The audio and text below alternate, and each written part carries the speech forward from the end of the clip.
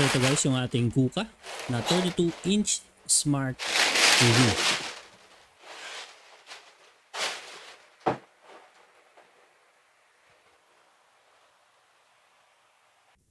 Sa likuran, makikita natin yung kanyang USB 2.0, yung ating antenna in, yung ating 3.5mm jack, dalawang HDMI, then yung ating AV at yung ating RJ47 or yung ating internet. Then yung kanyang power is 100 to 240 volts.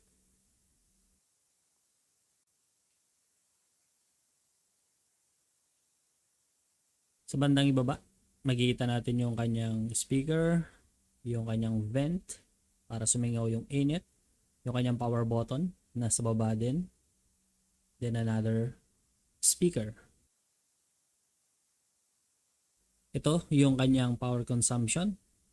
Kung 9 na oras nyo siyang ginagamit, base dito kay KUKA, so kukonsumo kayo ng 8.10 kWh. So kung yung ating rate is 10 pesos per kWh, so 80 pesos per month yung inyong konsumo. Or kung 15 pesos is 120 pesos per month.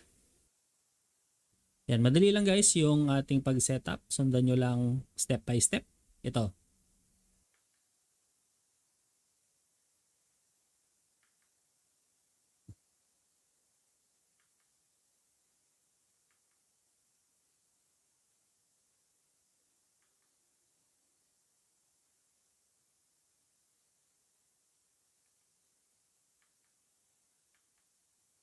Sa ating internet connection is 2.4 GHz lang siya.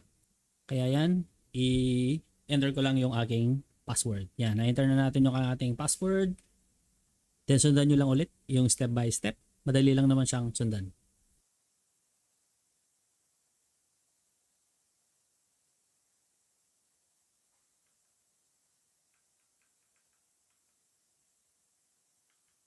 Kita naman natin na malinaw kahit na 720p lang yung ating Smart TV.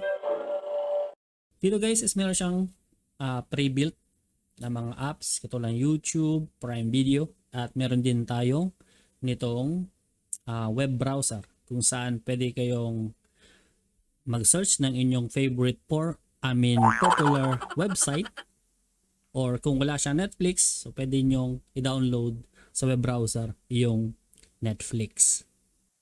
Yun lang guys yung review natin para dito sa ating 32-inch na Smart TV from KUKA.